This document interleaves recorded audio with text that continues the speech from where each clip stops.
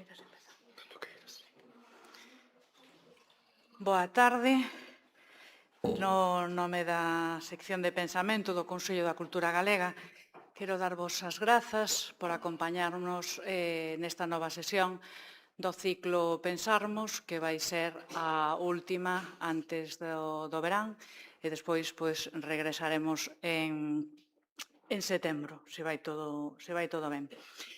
Hoxe acompáñanos Carlos Taibo, que foi profesor de Ciencia Política na Universidade Autónoma de Madrid e que é autor de obras tan numerosas como diversas na súa temática e que ademais é un home ao que dá gusto escoitar. E imos pensar hoxe, reflexionar arredor da guerra como elección. Nos, en realidade, na sección levábamos xa tempo querendo falar da paz. Seguimos querendo falar da paz e eu non desboto a esperanza, a intención e a vontade de facérmolo.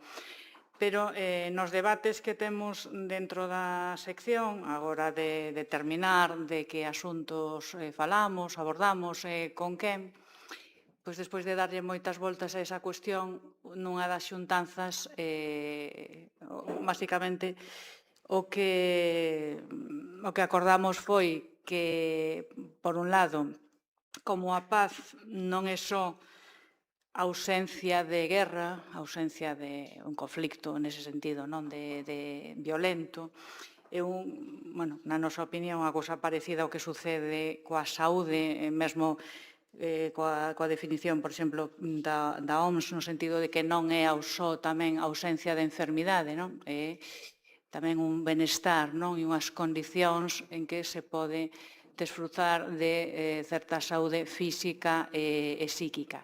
Nese sentido máis amplo e máis fondo da paz, onde hai múltiples, como adoita suceder, múltiples definicións, pero, por exemplo, eu outro día recuperaba a de María Zambrano dicindo a paz é moito máis que unha toma de postura, é unha auténtica revolución, un modo de vivir, un modo de habitar o planeta, un modo de ser persoa. Neste sentido fondo que nos queríamos abordar, de repente un bo día cambiamos totalmente de perspectiva. Pensamos, en realidade, determinados centros de poder político, económico, militar, o que están decidindo, o que decidiron xa hai tempo dunha forma totalmente consciente, deliberada, é a violencia máis descarnada en múltiples e diversas formas de invasión, secuestro, guerra directa, conflictos. Entón, decidimos que de momento o íamos abordar con ese enfoque, non? De aí ese título de a guerra con elección. E a continuación, decidimos convidar a Carlos Taibo para que nos falase dese tema e viñese con nos, e el, moi amablemente, accedeu a ese convite, a vir estar aquí, cousa que lle agradecemos moito. Entón, digamos que con esta intrahistoria de como naceu esta concreta sesión do Pensarmos, eu creo que a primeira pregunta pode ir xusto en relación con isto, no sentido de que neste momento parece que falar de paz, aínda que sexa nunha perspectiva global, mundial, é sempre complicado por grande, non? Pero tamén polo que ten que ver cos referentes da paz e do pacifismo, non? E a necesidade que temos deles nestes momentos. Entón, douche a benvida, Carlos, e non sei que opinas tú desta cuestión primeira relativa a iso, non? Si, non, xa podes falar directamente.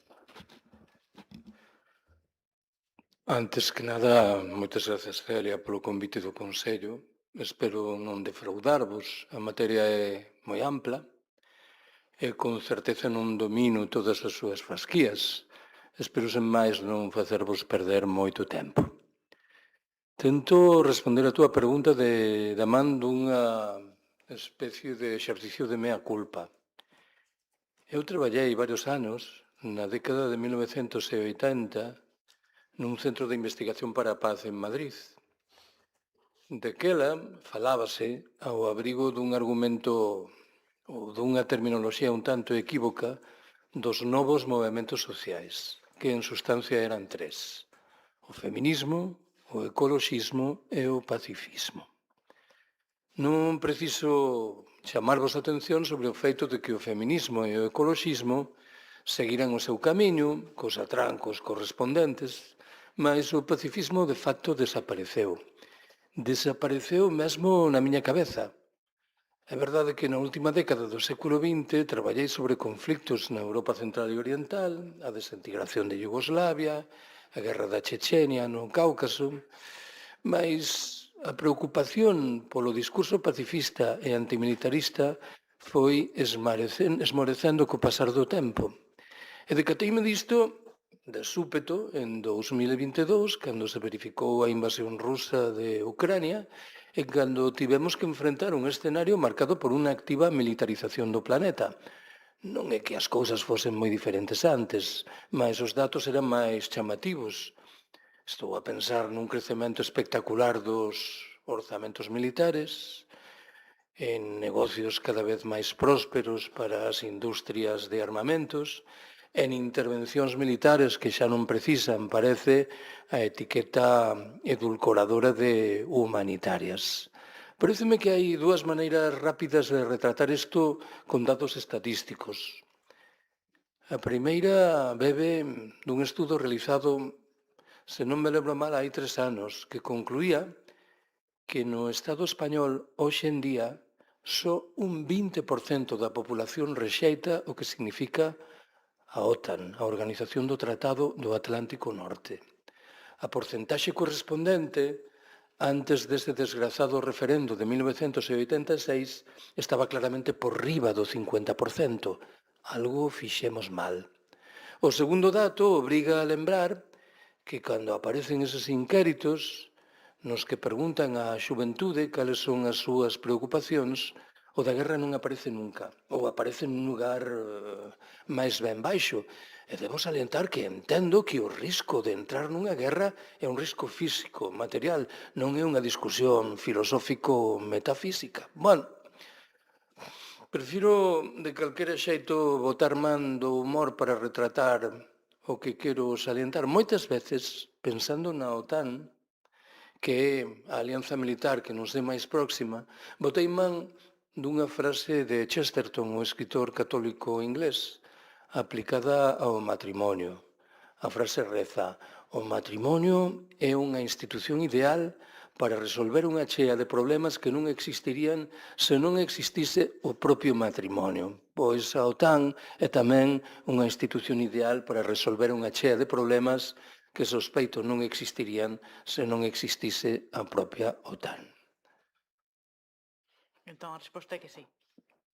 Que sí, que precisamos urxentemente un discurso, non sei se antimilitarista ou pacifista, admito que son dúas cousas que exhiben certa intersección, mas tamén presenzas e perspectivas diferentes.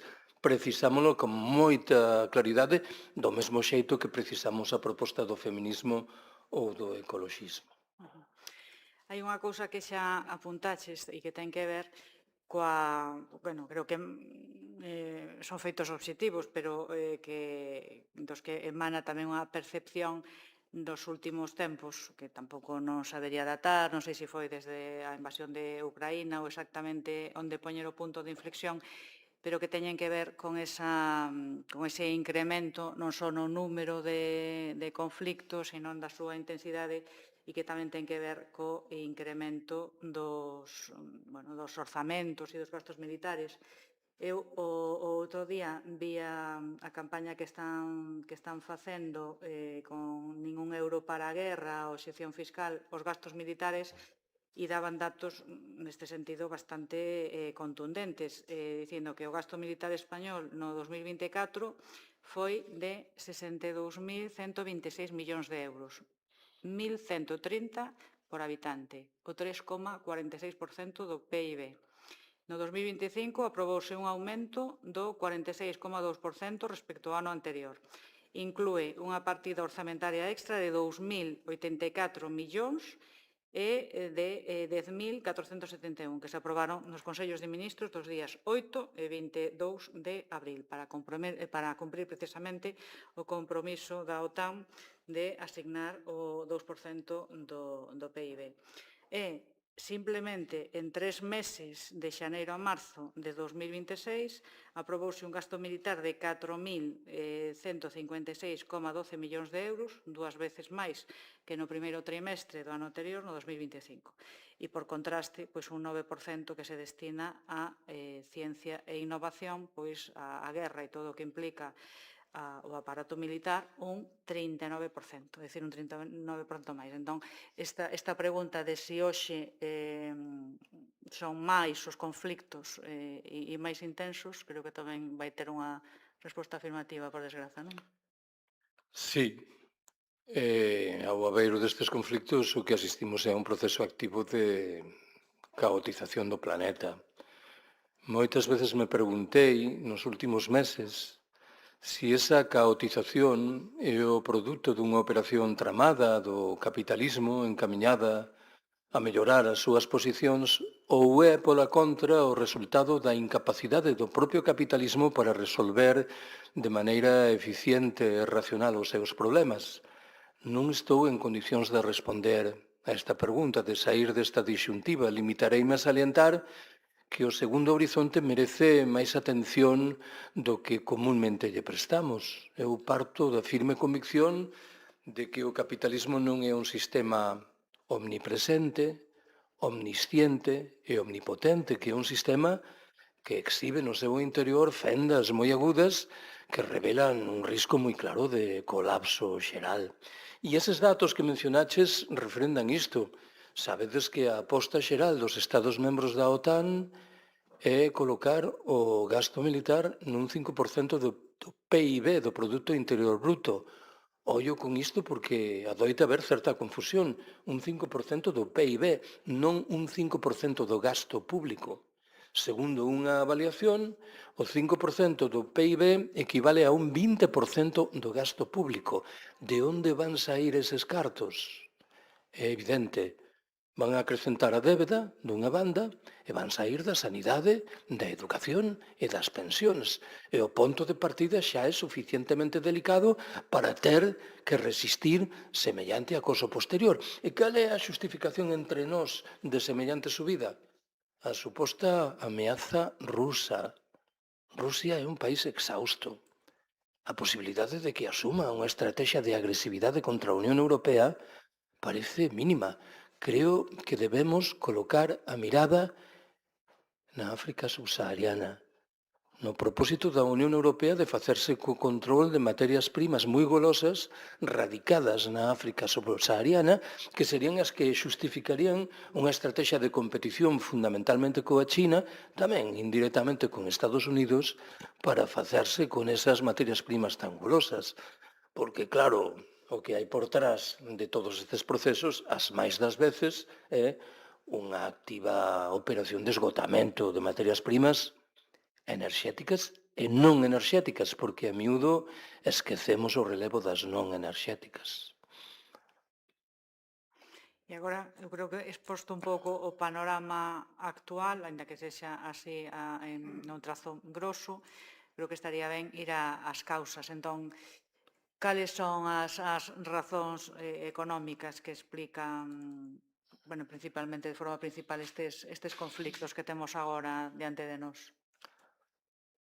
Xa o dixen hai un momento. Eu lembro que cando se verificou en xaneiro a intervención militar moi rápida de Estados Unidos en Venezuela, un dos nosos supostos expertos afirmou que nada tiña que ver co petróleo venezolano. Unhas horas despois foi desmentido polo secretario de Estado norteamericano, quen afirmou que por trás desa intervención estaba o designio de facerse co control dos xacementos petrolíferos venezolanos. Non se lles pode negar claridade, outros defeitos terán, mais o que fan o contan de maneira moi directa. Claro, se alguén a estas alturas pensa que Estados Unidos está a intervir no Irán co propósito de defender os dereitos humanos da populación, ou nomeadamente os dereitos das mulleres, parece que anda fora do mundo. Se ese fose o propósito da estrategia norteamericana, Estados Unidos estaría a intervir na Arabia Saudita, en Kuwait, en Bahrein, en Oman ou nos Emiratos. Isto, claro, ao final ten un efeito maior na idea de que non estamos no fundo contemplando algo completamente novo. Prácticamente todo o que temos a oportunidade de palpar se desenvolveu na historia recente, admitamos que con fórmulas máis ou menos severas, pero en calquera caso as novidades intúo eu, e admito que o argumento que emprego agora é discutível, son bastante menores que as que un primeiro ollar convida a identificar. Venezuela, por certo, desapareceu outra vez do mapa, non? Nestas desaparicións. Bueno, xa teñen unha democracia liberal consolidada. E Maduro non está. Razóns económicas, e mencionaxe xa nas túas intervencións varias veces a cuestión do escenario, digamos, a par económico e enerxético, non? Ese escenario neste momento é un pouco delicado, non? Esa combinación. Non sei se sabedes que hai unhas semanas se desenvolveu unha campaña chamada o Tour Non Normal, en virtude de que un grupo amplo de persoas que levamos moito tempo traballando sobre a crise enerxética, o pico do petróleo, o decrecemento, a posibilidade de un colapso xeral, decidimos a ir á rúa para chamar a atención sobre a delicadísima situación na que estamos, que eu entendo que é o produto da fusión de dúas grandes tendencias. A primeira vén de lonxe, é ese proceso activo de esgotamento de materias primas.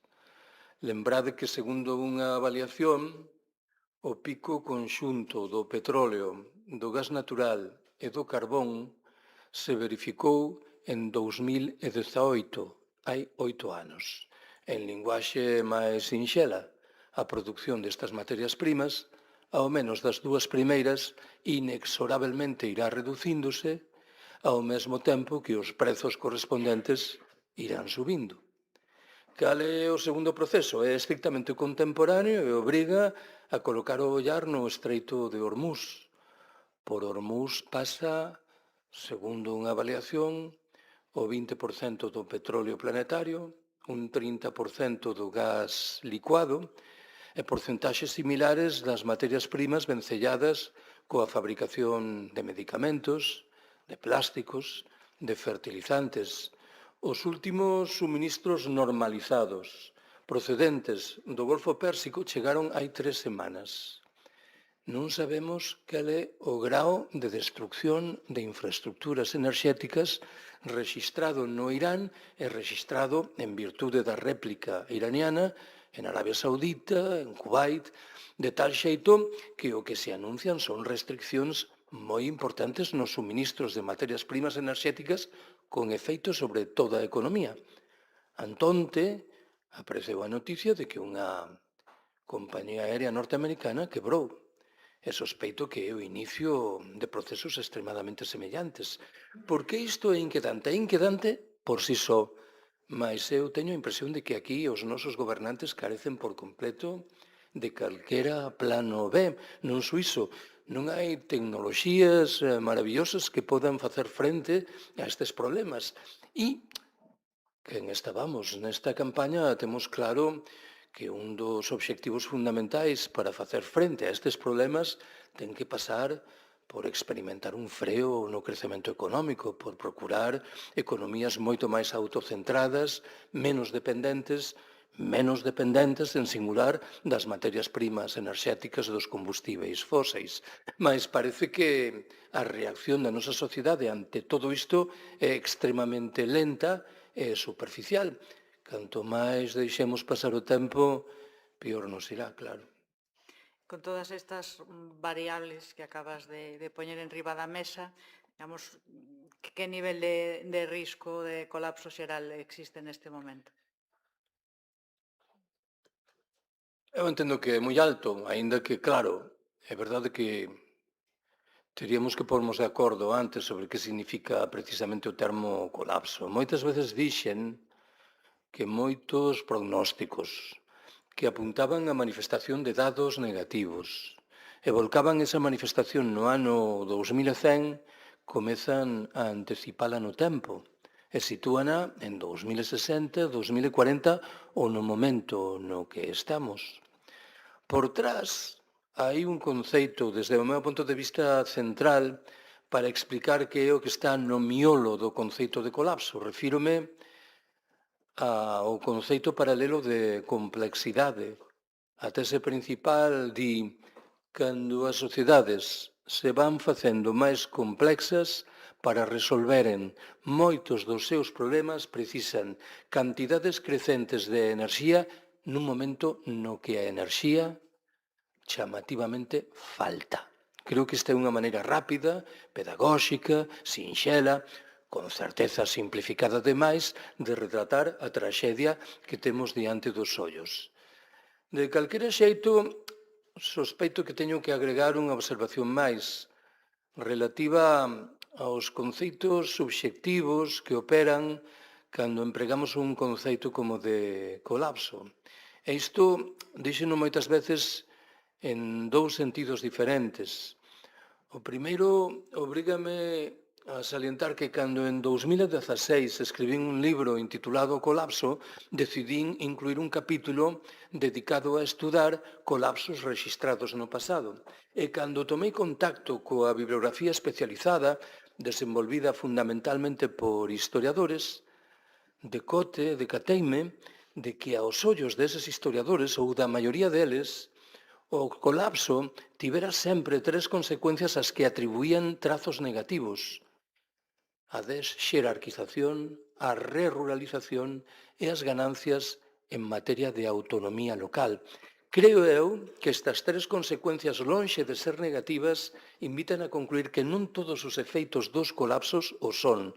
A segunda dimensión de manifestación deses códigos valorativos é o feito de que, cando eu escribí ese libro, con frecuencia me asaltou a idea de que o conceito de colapso que empregamos nos países ricos ten certa dimensión etnocéntrica.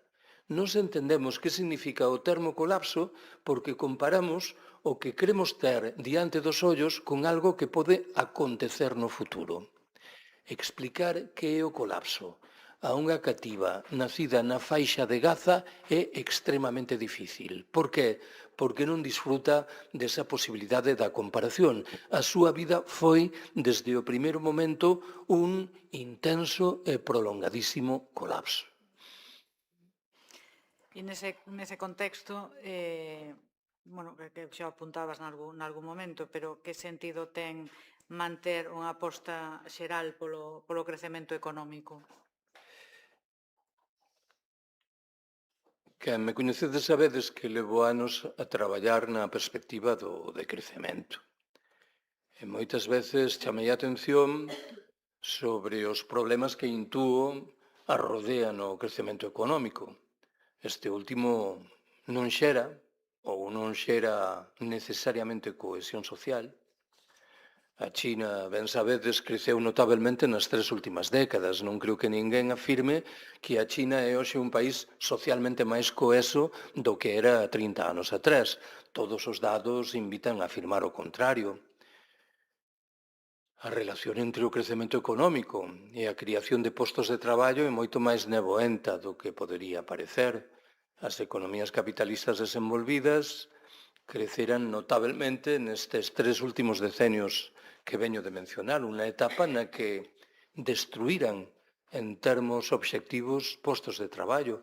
Hoxe hai menos postos de traballo que no ano 1990. O crecemento económico tradúcese a miúdo en agresións medioambientais literalmente irreversibles que configuran unha heranza dramática en termos dos direitos das xeracións vindeiras. Provoca en paralelo, ao abrigo de algo do que xa falamos, o esgotamento de materias primas que sabemos non van estar ao dispor deses membros das futuras xeracións que veño de mencionar. O crecemento económico dos países ricos bebe nun grau ou noutro do expolio dos recursos humanos e materiais dos países pobres, algo que debería configurar un problema moral elemental. En fin, no propio ámbito individual, o crecemento facilita o asentamento dun xenuíno modo de vida escravo, en virtude do que tendemos a pensar que seremos máis felices cantas máis horas traballemos, máis bens acertemos a consumir. Nesta orde de cosas, moitas veces afirmamos que nos países ricos do norte opulento inexorablemente temos que reducir os niveis de producción e de consumo, ao tempo que temos que redistribuir, claro, radicalmente a riqueza.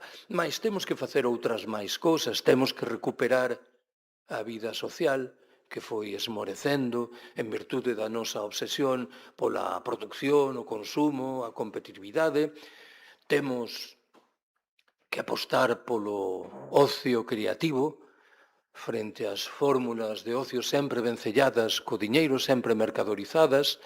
Temos que repartir o traballo, unha bella demanda sindical que infelizmente foi morrendo co pasar do tempo. Temos que reducir as dimensións de moitas das infraestructuras que hoxe empregamos. Temos que recuperar a vida local nun escenario de reaparición de fórmulas de democracia directa e de autoxestión.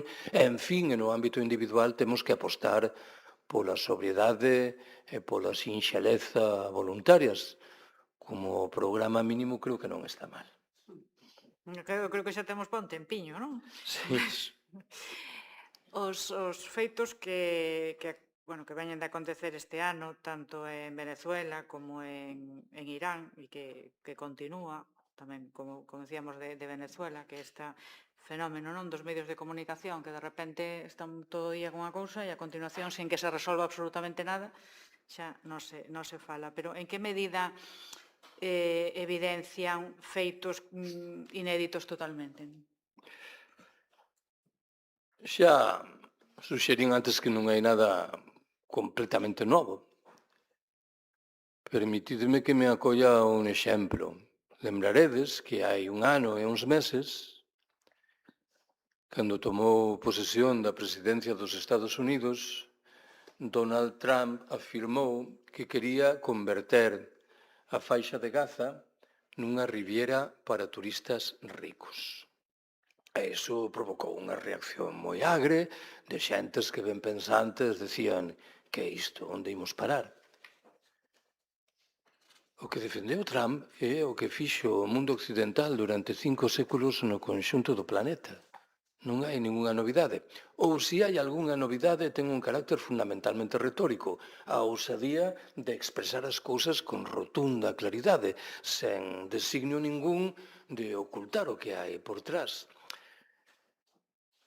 Supoño que si un tenta mergullar na realidade e procurar novidades, a principal é a debilidade estritamente contemporánea das contestacións militares da hexemonía norteamericana. E estou a pensar fundamentalmente nos casos da Rusia e da China. Como reaxiron a Rusia e a China ante o que aconteceu en Venezuela, ante o que está a acontecer en Irán ou no Líbano? Pois reaxiron con propostas retóricas de rexeición, certamente se cadra con algún tipo de cooperación militar mínima, e ao abrigo do designio de proporcionar a Cuba algún barco que levase petróleo. Claro, todo isto sumado apenas dá para contestar a ignominia da hexemonía norteamericana. Tanto máis canto que sabedes, e este é un dado relevante, que Estados Unidos non parece disposto a sacrificar soldados en ningún escenario. Abóndalle con lanzar bombazos sobre Caracas ou sobre Teherán. Isto admito que exhibe certa diferencia con respecto ao que coñecimos no pasado, mas non suficiente como para modificar o criterio xeral. Falaremos, sospeito, do ecofascismo E cando eu teño que explicar o que entendo que é o ecofascismo, subliño que hai unha liña conductora poderosísima entre o ecofascismo e o imperialismo e o colonialismo tradicionais, de tal xeito que tampouco aquí hai unha novedade excelsa. Hai certamente algunha mudanza no que atinxe a elementos importantes que provocan os movimentos, pero alén diso, as regras de xogo, infelizmente, son as mesmas. Pois sí, eu creo que é un bo momento para recuperar ese termo que tú utilizas, por exemplo, no texto de O mundo que se nos va, razones para revelarse nesta publicación. Hai dos conceptos aquí que son, eu creo, importantes, que o de ecofascismo, por un lado, e a desglobalización, por outro, e non sei en que medida sirven para explicar moitos destes conflictos, polo menos. Xa sei que o termo ecofascismo é moderadamente sorprendente. Estamos feitas a concluir que o prefixo eco acompaña sempre realidades saudáveis ou, como pouco, realidades neutras. Debo lembrarvos, porén, fíxeno moitas veces, que no Partido Alemán Nacionalsocialista, no partido de Hitler, operou un activo grupo de presión de carácter ecolóxico, que defendía o regreso ao mundo rural, que criticaba agremente as consecuencias negativas derivadas da urbanización e da industrialización, que postulaba no seu caso o desenvolvemento de prácticas de corte vegetariano, todo iso naturalmente ao servizo dunha raza escollida que estaba en condicións de impor regras de xogo, de obrigada satisfacción aos demais. Moitas veces recomendei a leitura dun libro dun xornalista alemán chamado Karl Ameri. Na versión castellana da obra, esta última intitúlase Auschwitz, o nome do campo de exterminio nazi na Polonia, comienza el siglo XXI, entre signos de interrogación.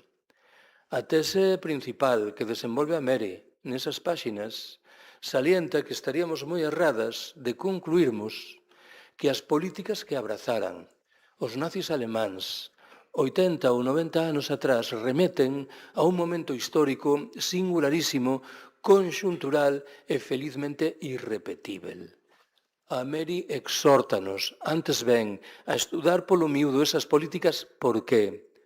Porque ben poden reaparecer nos anos próximos, non defendidas agora por ultramarxinais grupos neonazis, senón postuladas por algúns dos principais centros de poder político e económico, cada vez máis conscientes da escasez xeral que se aveciña e cada vez máis firmemente decididos a preservaren nunhas poucas mans eses recursos escasos en virtude dun proxecto de darwinismo social militarizado, de ecofascismo. Ben podedes intuir que por trás desta proposta, no fundo, hai unha discusión demográfica. Está a idea de que no planeta sobra xente. De tal xeito que se trataría de marxinalizar a quen sobran, isto xa o fan desde moito tempo atrás, e na versión máis dura, literalmente, de exterminalos.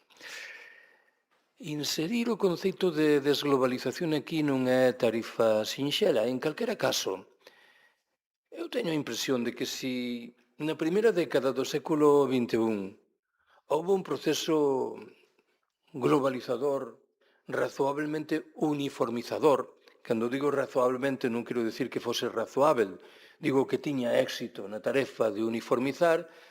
Parece como se hoxe estivemos asistindo a un proceso de signo contrario.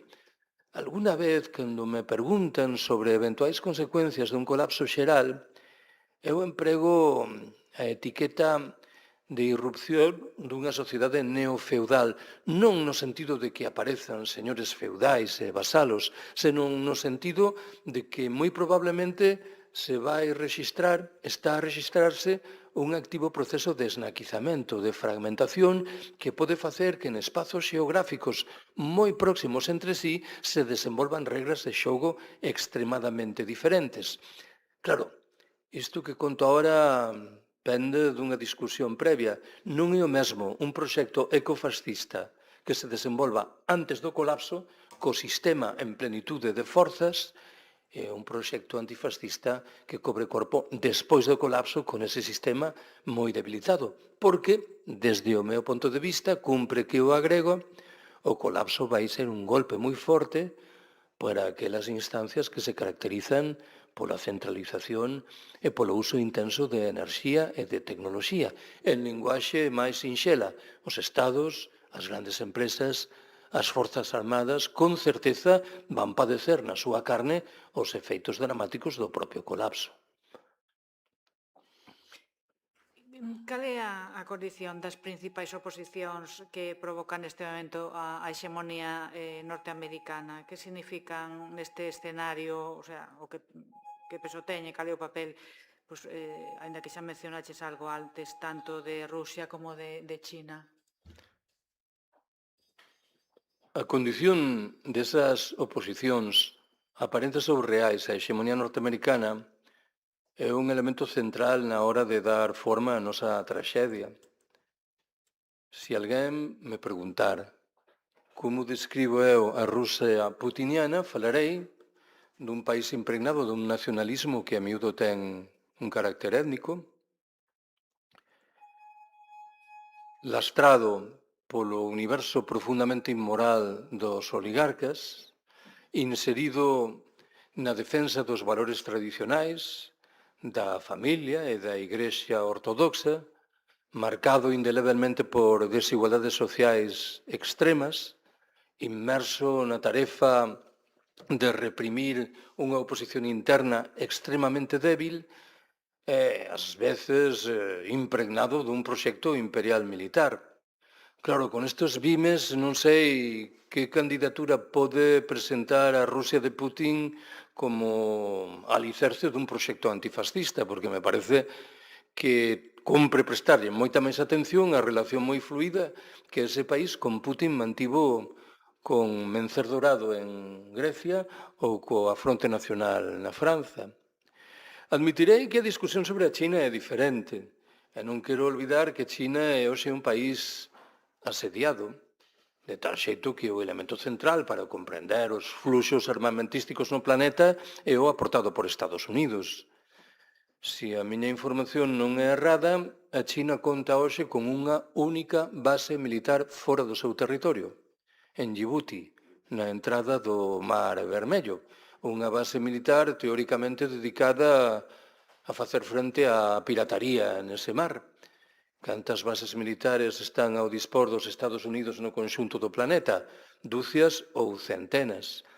Mais interésame salientar que desde o meu punto de vista o proxecto chinés non é un proxecto internacionalista e solidario.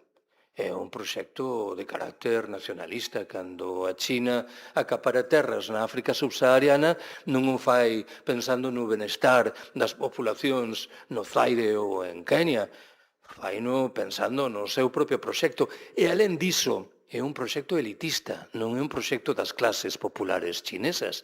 É un proxecto impregnado do designio desas elites que dirixe no país. Claro, alguén se preguntará, bueno, Carlos, se non aprezas ningunha capacidade de atracción, de seducción revolucionaria nestes modelos onde os ves, vexos en determinados recintos nos países do sur nos que previven culturas precapitalistas que resisten de maneira valente frente ás imposicións do capital e que en algúns momentos se fundiran con proxectos anticapitalistas.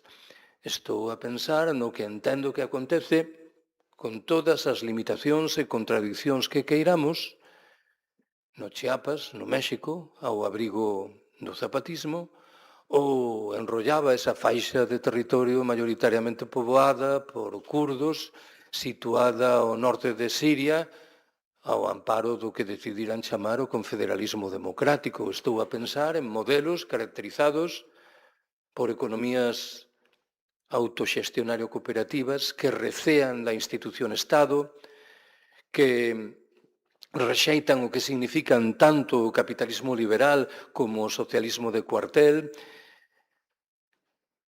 que colocaran as mulleres no miolo do proceso de emancipación, que mostran unha taima singular en preservar en sabidurías ancestrais e que exhiben unha actitude de respeto estricto pola natureza e as súas regras. Pareceme que faríamos ben en ollarnos no espello destas xentes. E nas antípodas desesperanza, se me permite esa alusión, como valoras ti o papel que está desenvolvendo neste momento a Unión Europea? A Unión Europea, en cuanto non demostren o contrario, é un apéndice de Estados Unidos. E foi sempre un apéndice de Estados Unidos. Permitidme que saliente isto de sempre, porque parece como se en algún momento da súa historia disfrutase dunha certa independencia e ese momento desapareceu, terminou en virtude dunhas ou outras razóns. Non é así. Desde a década de 1950, a Unión Europea está claramente marcada polos intereses norteamericanos, algo que tivo nos últimos anos unha revelación manifesta no feito de que a Unión Europea está claramente perdendo capacidades en virtude da guerra de Ucrania, como está a facer outro tanto de resultas da agresión militar norteamericana no Irán. E parece que isto non nos importa moito. A ver, lembraredes que hai pouco máis de un ano, cando Trump tomou posesión como presidente de Estados Unidos, fixo algunhas declaracións aparentemente hostís á Unión Europea. Eu lembro de ter estado convidado en Las Palmas de Gran Canaria nun debate no que había varios compañeiros que parecían exultantes, decían, grazas a Trump, por fin, a Unión Europea vai adquirir unha política exterior propia e independente da tutela norteamericana. O que agromou nas semanas seguintes foi iso do que falamos antes, unha aposta inmoderada por acrecentar o gasto militar nos Estados membros da Unión Europea, de tal xeito que Estados Unidos, de novo, impuxo regras de xogo. Mas, ollo, non quero enganarme. Supoñamos, en virtude de razóns que a min se me escapan, que a Unión Europea accedese a unha posición de crecente independencia con respecto a Estados Unidos. Hai algún motivo sólido para concluir que un axente internacional virxen que defende principios e valores democráticos frente á ignominia norteamericana? Eu non o coñezo. A Unión Europea é o núcleo principal da versión europea occidental do capitalismo internacional. E cando chegou o momento de aliñarse frente ás demandas non precisamente radicais dunha chea de países do terceiro mundo, preferiu aliarse cos Estados Unidos. Canto tempo leva a Unión Europea mantendo un noxento trato comercial de privilexio en proveito do Estado de Israel, desde que eu teño uso de razón, e son bastantes anos. Hoxe nunha entrevista lembrei que o ministro español de Asuntos Exteriores, o señor Álvarez, ou Álvarez, non sei como se di, parece moi preocupado por la perspectiva de que unha das consecuencias da guerra de Ucrania sexa unha revisión de fronteiras derivada do uso da forza. Eu entendo o argumento, mas gostaría preguntar por que a Unión Europea non mostra o mesmo rigor cando se fala do Kurdistán, de Palestina, do Sudán Meridional ou do Sahara Occidental. E ollo que invoquei 4 conflictos nos que hai revisións obxectivas materiais de fronteiras. Non estou invocando os golpes de Estado artellados por Francia na África subsahariana e que a miúdo esquecemos. Forma parte destes esquecementos clásicos de centrarse en determinado tipo de conflictos e olvidar o que acontece nos outros. Así que non acerto a interpretar que da Unión Europea vai a sair nada saudável. Indo máis alá e, bueno, tendo en conta que neste momento estamos presenciando en directo un xenocidio, cousa que eu creo que sí que engade un agravante ao que xa teñamos vivido, que facemos cun dereito internacional que está, parece, atado de mans fronte a esa realidade que temos diante, non? Fomos a pior. Non é que o escenario fose en ningún momento particularmente saudável, mas claramente fomos a pior. A min pareceme que hai unha data vital para comprender este proceso e é 1999, o ano no que a OTAN celebrou o 50 aniversario da súa fundación.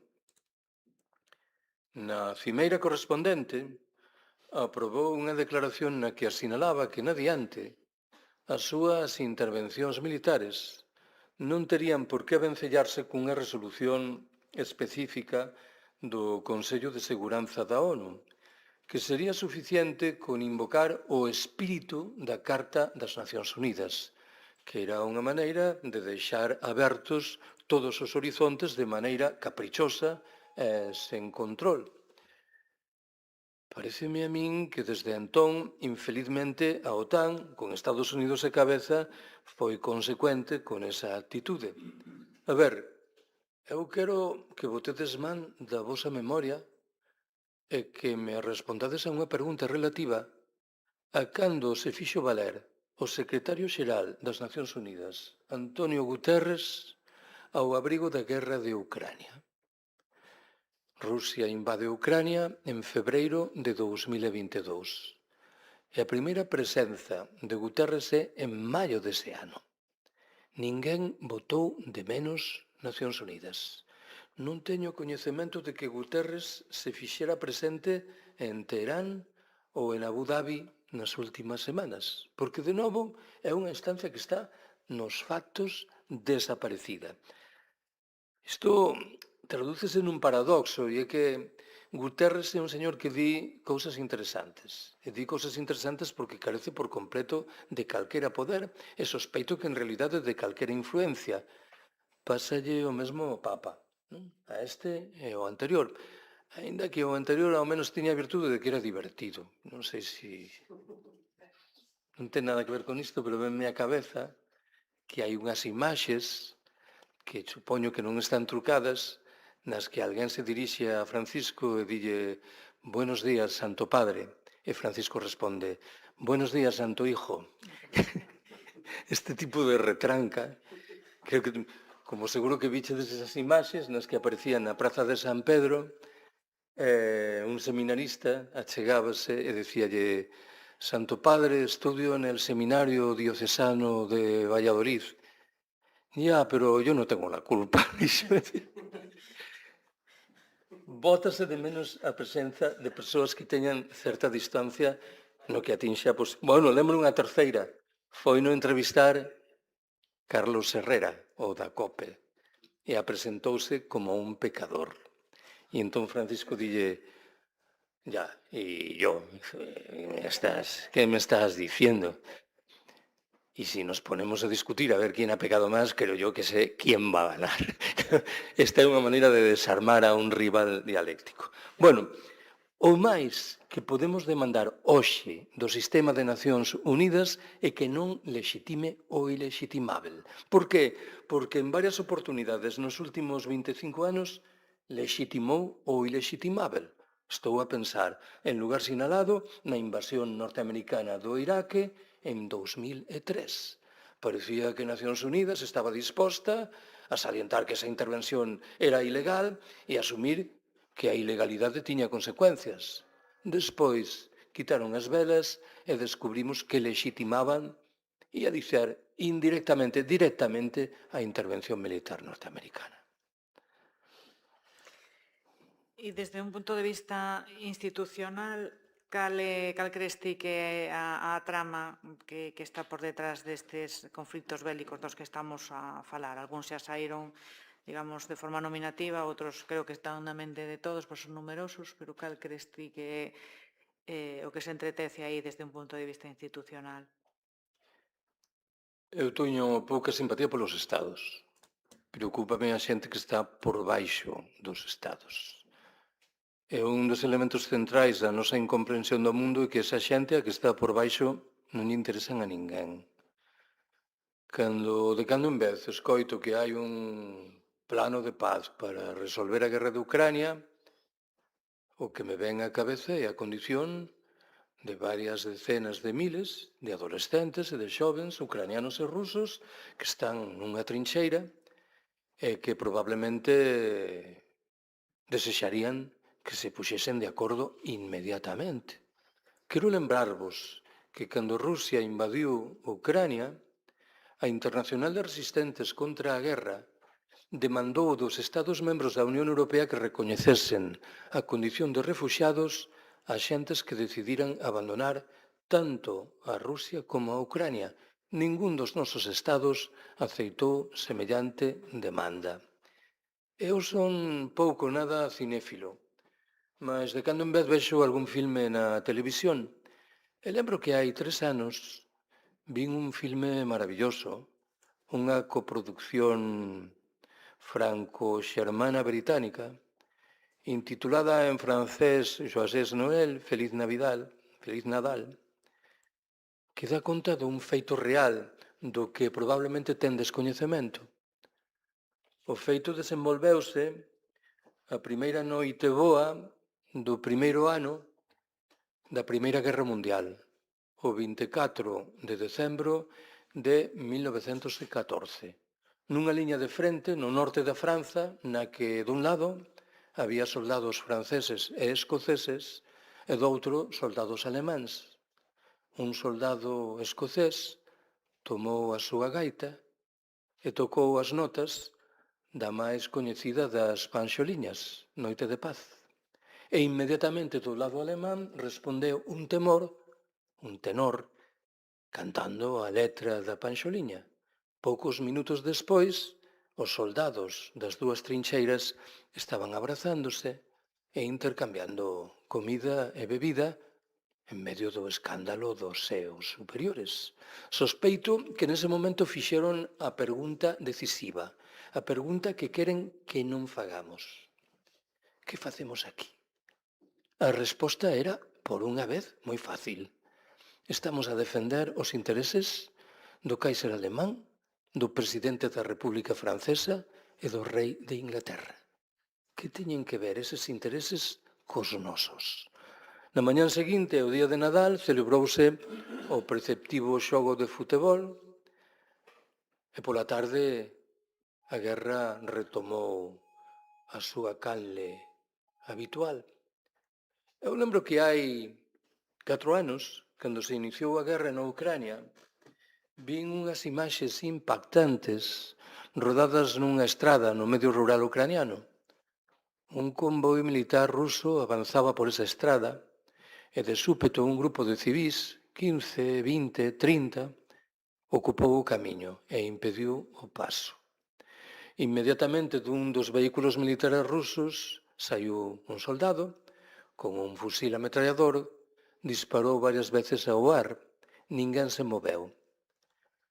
A primeira tanqueta que encabezaba o convoi fixo ademán de abalanzarse sobre os civís, mas no último momento se detivo. Por que me interesan esas imaxes? Porque demostraban, por un lado, que na Ucrania había desobediencia civil non violenta. E porque reflectiban que, ao menos nese momento, non sei como rematou a historia, porque as imaxes se cortaban de súpeto, os soldados rusos se comportaban como seres humanos. Facían de novo a pregunta axeitada. Vamos pasar por riba dos corpos destes civís. Que culpa teñe do que argallaron os nosos responsáveis militares? Lembro que unha vez, hai case 4 anos, apresentei un dos meus libros sobre Ucrania nun centro social de Barcelona, en Can Batlló, e a primeira pregunta foi dun rapaz ruso que, para variar, se chamaba Vladimir. Apresentouse como membro da oposición democrática a Putin e preguntoume que pensaba eu que debía facer a oposición democrática a Putin. Como ben podedes comprender, eu respondín que non sabía o que temos que facernos aquí, así que dificilmente ia darlle os consellos sobre o que teñen que facer en Moscou ou en San Petersburgo. Mais saíume do fundo da alma un argumento que estaba a metade de camiño da seriedade e da ironía. Dixenlle, o que tendes que facer é ocupar as fábricas e xestionalas como en 1905 e 1917. Mas isto é o que temos que facer tamén aquí nós. A xente de a pé é sistemáticamente esquecida nas análises de xeopolítica, de xeoestrategia, e sospeito que se colocásemos esas persoas no miolo das nosas preocupacións, as nosas reflexións serían moito máis lúcidas que as que comúnmente facemos.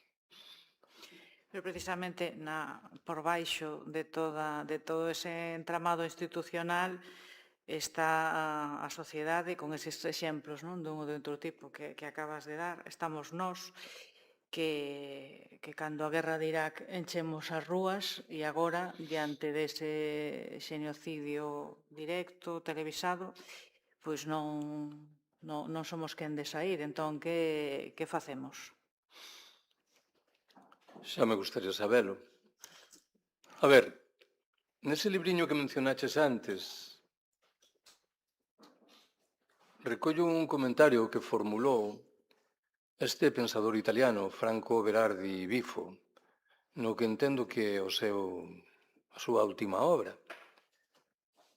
En determinado momento asume unha comparación entre as movilizacións estudiantís nos Estados Unidos contra a guerra de Vietnam nas décadas de 1960 e 1970 e as movilizacións estudiantís nos últimos meses contra o xenocidio sionista na faixa de Gaza. E Bifo di que no ano 1970, cando os estudantes norteamericanos saían á rúa para protestar pola guerra de Vietnam, en boa medida o facían porque pensaban que en Vietnam había un modelo social, económico e político alternativo. Hoxe sabemos que non había tal, mas importa salientar a dimensión de atracción que ten a utopía. Hoxe sabemos que na faixa de Gaza non hai ningún modelo social alternativo. A protesta plenamente xustificada asentábase simplemente na decisión de repudiar un xenocidio. Abonda con ese argumento. Mas claro, estamos faltos dese tipo de referentes que invitan a moverse con claridade, con rotundidade. Xa dixen que aos meus ollos as grandes formacións estatais que nun grau ou noutro se enfrentan a hexemonía norteamericana teñen unha vocación alternativa e de utopía consistente, vou non decir claramente, nula. De todos os xeitos, eu teño a impresión de que hai algúns motivos para non ser extremamente pesimistas. Debo confesarvos, fíxeno moitas veces nos últimos tempos, que cando falo en público destas materias, teño a impresión de que a metade das persoas que me escoitan pensan que son un optimista sin posibilidade de salvación e a outra metade pensan que son un pesimista de tal xeito que vivo por completo fora do mundo. Eu non preciso aclarar que digo o mesmo para as primeiras persoas e para as segundas, de tal xeito que intúo que o realmente relevante é o que cada quen leva dentro da cabeza, non o que eu estou a decir. Pero moitas veces, nos últimos tempos, fixen unha pregunta interesante que trascende isto da nosa reacción contra as guerras. Cando os sinais anunciadores dun colapso xeral sexan aínda máis claros que os que xa temos diante dos ollos, por que haberíamos de refugar o horizonte de que unha parte significada da populación nas nosas sociedades opte por respostas de carácter colectivo asentadas no apoio mutuo solidario. E o faga non de resultas de ter lido os libros de Kropotkin ou de Marx, senón por efeito da certificación biolóxica de que esas respostas son moito máis eficientes que as que xurden do sálvese quen puder, da vontade de esquecer por completo os outros. Moitas veces dixen que infelizmente nos últimos anos prestamos pouca atención a eses grupos de apoio mutuo que agromaron nos momentos iniciais dos confinamentos hai unha dúcia de anos. Creo que na maioría dos casos eses grupos foron criados pola xente común e non por activistas hiperconscientes de movementos sociais críticos. Era a xente común honestamente preocupada polos problemas que acosaban aos seus veciños e veciñas. En eses grupos, por demais, había unha franca preeminencia de mulleres Cando o que está no medio é a manutención da vida, as mulleres están ou adoitan estar claramente un paso por diante. Alén diso, e termino, eu creo que a historia vai dar sorpresas inesperadas, que algo teñen que ver coa nosa zozobra, coa nosa incapacidade para entender o que acontece. Últimamente, me dá por lembrar que hai bastantes anos, que sei eu, tal vez 30, caiu nas miñas mans un artigo que me resultou moi interesante. Non lembro, infelizmente, cal era o autor nin a publicación. Subliño que o interese non se derivaba do pronóstico preciso incluído nese artigo, senón do que significaba en termos da nosa incapacidade para organizar os nosos coñecementos. O articulista comezaba dicindo: os pronósticos que Marx e Engels formularan na segunda metade do século XIX, no que atinxe a conducta previsível do proletariado na Europa occidental, demostraron ser equivocados. O proletariado alemán, o francés ou o inglés non fixeron a revolución que Marx e Engels prevían.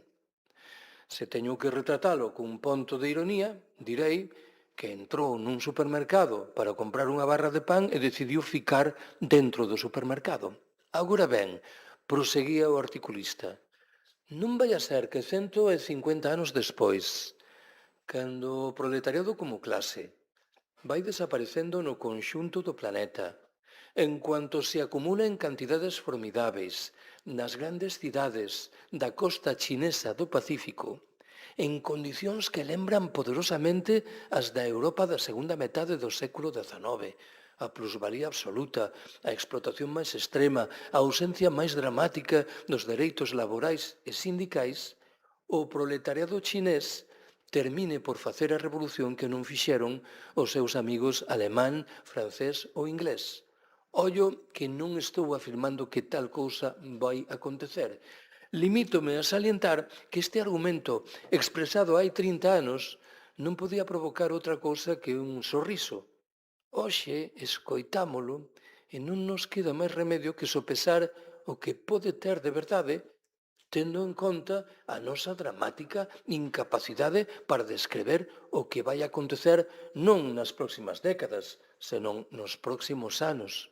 O 31 de decembro, alguén pensaba que ia haber un ataque norteamericano na Venezuela, ou que Estados Unidos se iba a lanzar a unha aventura militar de resultado incerto no Irán. Ben, dou por descontado que o que temos por diante anuncia que esta aceleración espectacular de tantos procesos se vai manter no tempo. Pois se te parece, Carlos, abrimos agora unha quenda de intervención para que a xente que está no público pois poda intervir con calquera cuestión, opinión. O tema dá para moito e non sei, se non esgotamos ningún o de hoxe, menos aínda. Así que quen queira, por favor, que levante a man.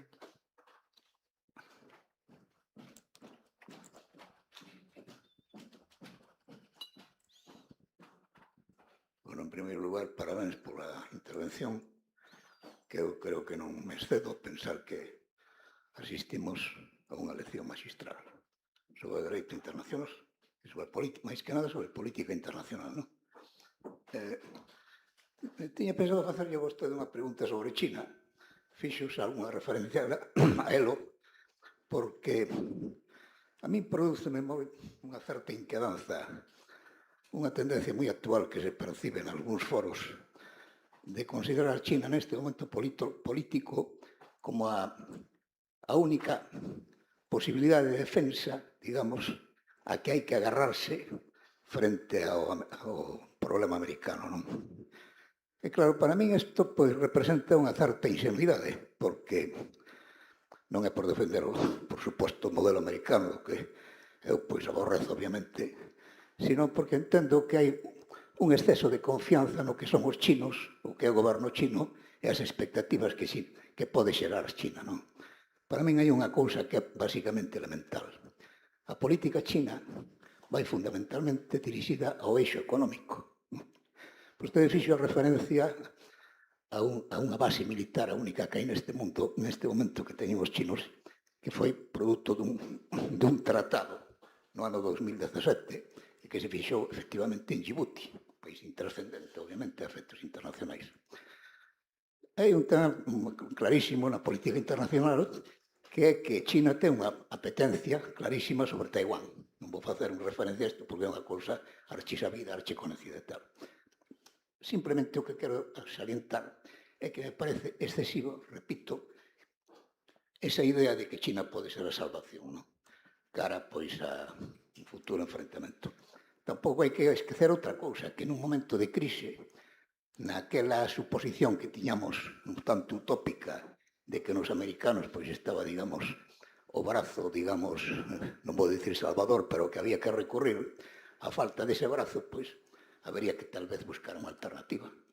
Eu dubido que os chinos sexan precisamente esa alternativa. Bueno, é unha pequena reflexión que facer sobre isto. Pero vou facer unha pregunta puntual sobre Rusia, porque sei que vostede é un especialista no tema. Nos últimos tempos está salindo unha información, supoño que a mellor pois non moi fiable, a respecto da posibilidade dun atentado tal día como mañán, que parece ser que é 8 de maio, cando se celebra o desfile conmemorativo, etc. A mellor é outro día, porque como eles teñen outro calendario distinto ao noso, a mellor non é mañán. É a posibilidade de que nese atentado pois houbera un magnicidio, é dicir, que desaparecera a figura de Putin. Claro, isto supoño que é pura utopía. Utopía non, ou non tal vez utopía. A pregunta é moi puntual. Co coñecemento que vostede ten da forma de goberno histórica da URSS, etc., no momento actual, se se plantease esa hipótese de un magnicidio e desaparecer a figura de Putin, eu penso que a organización política neste momento que existe na URSS, digo, en Rusia, perdón, a diferencia da URSS, é moito máis feble que a que había antano. Porque antano sabemos un pouco a Constitución, desa cúpula, había pois unha serie de estamentos, etc., e remataban nun chamado presidium, que tiña pois unhas capacidades que neste momento eu non sei que asumiría ese tipo de cousas. Entón, a pregunta puntual sería a seguinte: desaparecido Putin, que se podería producir en Rusia? Así de simple. Así de simple. Con respecto ao primeiro, este tipo de afección por China é un indicador de desesperación. Como non encontramos outra cousa mellor, temos que achegarnos un pouco, salvando todas as distancias, o discurso que utiliza a esquerda progresista en relación coa extrema dereita. A ameaza de que a extrema dereita chegue ao poder devén o elemento fundamental para xustificar renuncias en todos os ámbitos importantes. O único que importa é que non chegue ao poder. Se iso significa que as políticas que defende a extrema dereita van a aparecer a través de outros axentes, eu mencionei antes o do ecofascismo. Ollo con isto. Non o dixen. Permitidme que o saliente agora. Vox non é unha forza política ecofascista. Teño que botar man da ironía. O ecofascismo é unha mercadoría ideolóxica un pouco complexa para a militancia de Vox. Carreta a necesidade de reflexionar críticamente sobre o mundo. A de extrema dereita normalmente é negacionista. Nega as mudanzas climáticas, no seu caso afirma que non teñen unha orixe humana, nega que se estén esgotando as materias primas enerxéticas. O ecofascismo non é un proxecto negacionista, é un proxecto que antes ben parte dunha identificación do relevo que corresponde a todos eses problemas. Non? E, sen embargo, escoitamos constantemente que a única ameaza é a extrema dereita. Cando eu penso no ecofascismo, estou pensando, para dicelo claro, en segmentos importantes do proxecto liberal e do proxecto socialdemócrata. Con respecto de Rusia, cando escoitaba o que contabas, veume á cabeza que hai unhas semanas lle preguntaran a Donald Trump si tiña na cabeza a idea de actuar con Putin como actuou con Maduro. E Trump respondeu de maneira un pouco misteriosa que Putin era bo tipo e que non pensaba que fose necesario actuar desa maneira. Ou seja, non o desbotou. Claro, hai unha pequena diferencia que non se vos escapa. Putin ten un botón e o botón pode activar un arsenal con 5.000 cabezas nucleares, de tal xeito que iso non estaba ao dispor de Maduro en Venezuela. O escenario, polo que ti preguntas, en certo sentido se fixo notar hai 2 anos, cando as unidades de mercenarios do grupo Wagner, lembrarás, se non me lembro mal, era nun verán, decidirán romper a disciplina na frente na Ucrania e marchar cara a Moscovo. E pareceme que entonces entrou un terror repentino nas chancelarías occidentais e pensaron que Putin era un mal menor. Digamos, que pasa se un grupo de loucos mercenarios asume o poder no Kremlin? Mellor o mau coñecido que o bon que poda aparecer. Mas creo que tens razón no que atinxe a idea de que, a pesar das aparencias, a estrutura política rusa é moito máis feble do que aos nosos ollos ou aos ollos dos nosos comentaristas se fai valer. Eu dixen moitas veces, e ben o sabes, que a maioría dos nosos analistas son extremamente críticos coa figura de Putin, pero aceitan de bo fe que Putin é un dirixente eficiente, capaz de levar á práctica as ideas que ten dentro da cabeza. Eu teño a impresión de que cando disfrutemos de certa distancia histórica, recearemos un tanto desta descripción de Putin. Putin non ten conseguido reconstruir un maltrecho Estado federal no que moitas repúblicas e rexións resisten como gato panza arriba frente ás intromisións do poder central. Non ten resolto os inxentes problemas sociais do seu país. Non ten recuperado, admito que isto é discutível, para a Rusia un prestixio internacional que sigue sendo máis ben esvaecente. En fin, creo que máis ben un recén dos oligarcas que quen está a dirixir o que significan estes oligarcas. Admito de todos os xeitos que puxen no medio unha fórmula verbal que merece algunha reflexión, isto de cando disfrutemos de suficiente perspectiva histórica. Non sei se sabedes que alá polo ano 1970 un dos dirixentes chineses, non sei se foi Zhou Enlai, recebeu dun xornalista unha pregunta relativa a que pensaba da Revolución Francesa e respondeu que non tiña suficiente perspectiva histórica para xulgala. Alguén me dixo hai pouco que pode haber un equívoco na anedota e que o xornalista descreveu como a Revolución Francesa podía ser o Maio francés de 1968, de tal xeito que a resposta de Zhou Enlai ou de quen for encontraría algunha xustificación, pero, en fin, isto da perspectiva histórica tamén dá moito xogo.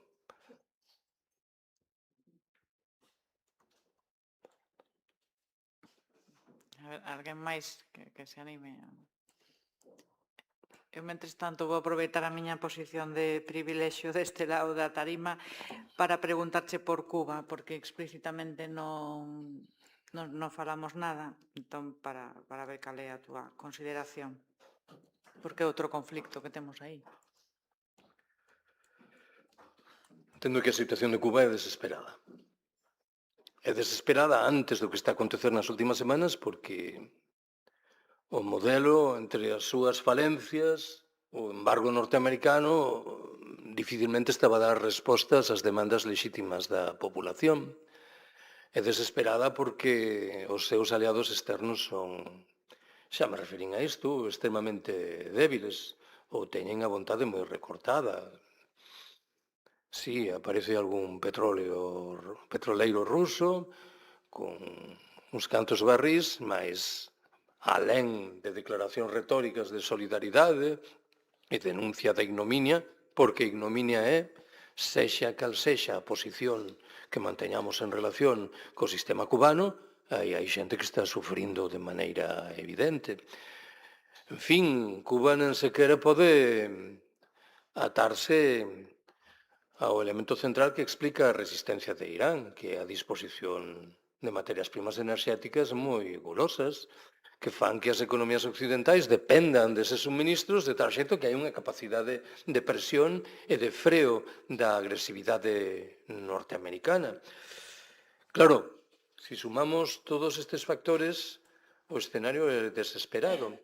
E supoño que en Cuba hai moita xente que espera sen máis que se chegue a un acordo similar ao que cobrou corpo en Venezuela. Bueno, describirse como un acordo e utilizar unha fórmula verbal pouco feliz, unha imposición que xere que determinados segmentos do poder castrista asuman un proceso de mudanza que dirixan eles mesmos contendo eventuais resistencias populares. Do por descontado, en fin, que Estados Unidos non vai colocar en Cuba soldados. De tal xeito que unha eventual operación militar será lanzar bombazos sobre a illa, algo ante o que a eventual resistencia cubana non pode facer, infelizmente, nada, non? A situación considero que é desesperada. Claro, por trás hai outra discusión. Isto de Trump é un elemento sorprendente na historia, que non ten nada que ver co anterior, ou pola contra, e de novo, máis unha vez, un elemento consistente coa lógica do capitalismo contemporáneo. Eu creo máis o segundo que o primeiro, non? Ainda que alguén dirá que o que representa máis aló do simbólico Cuba hoxe é, infelizmente, moi pouco.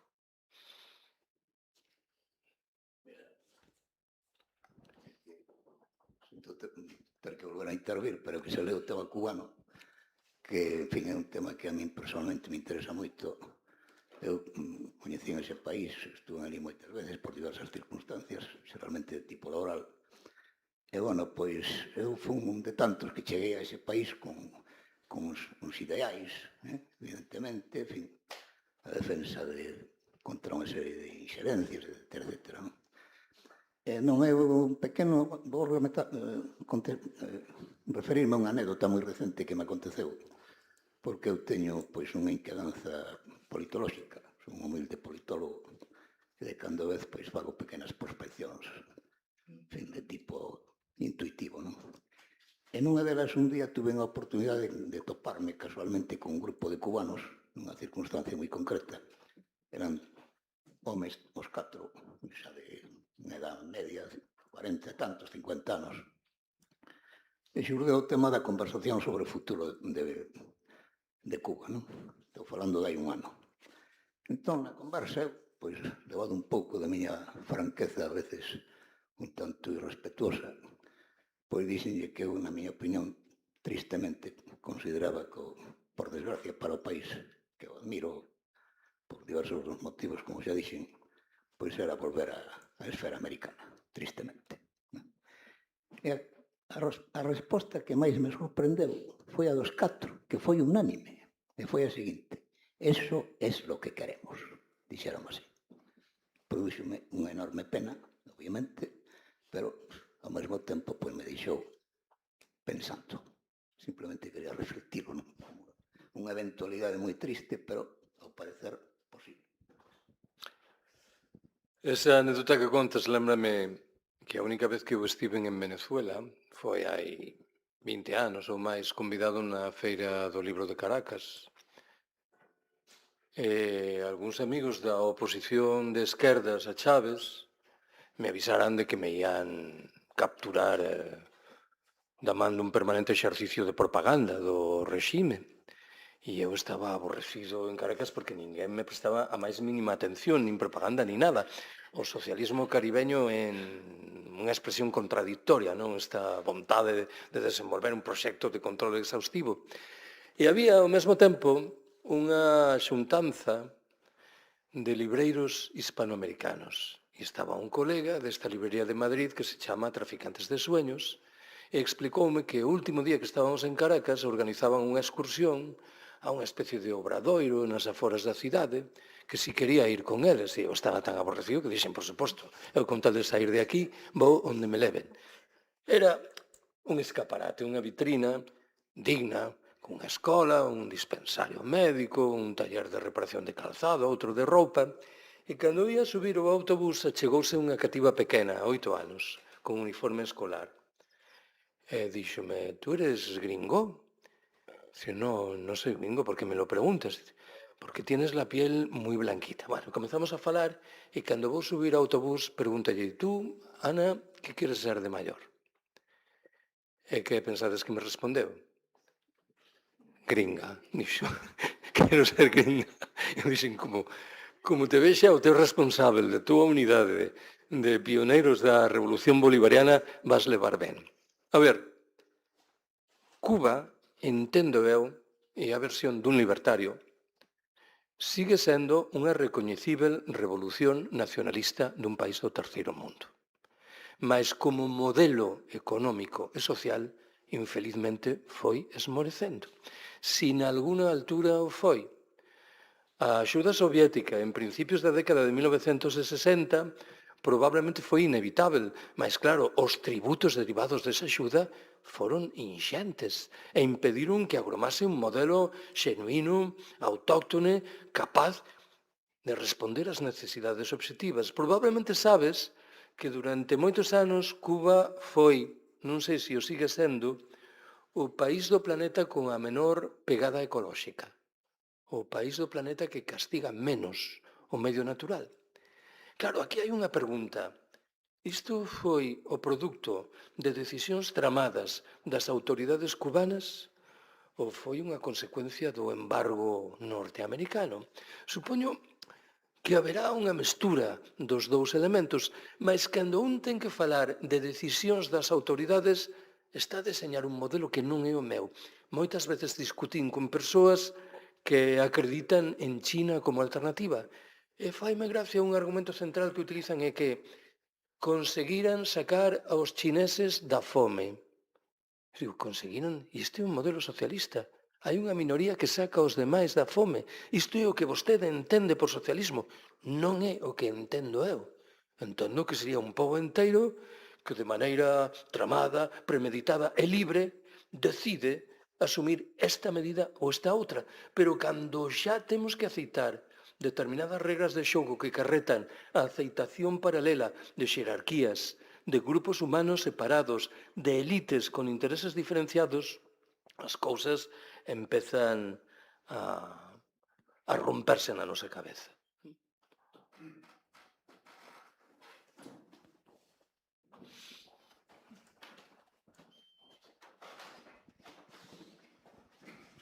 Eu tiña unha pregunta, sobre todo porque, vendo as noticias fai pouco, parece que España ponse un pouco como un exemplo de pacifismo, sobre todo aquí na Europa, co que foi isto que foi prácticamente unha nova reunificación da Segunda Internacional Socialista. Sen embargo, pa o ano prácticamente, novas eleccións, unha gran probabilidade de que chegue a dereita ao goberno. Cal é a posible posición no que se podría poñer España, sobre todo tendo en conta, o que son as obvias alianzas do que hai da dereita máis extrema que chegaría ao goberno, e dous, que mínimo polo que se di, a xente de España é relativamente antibélica.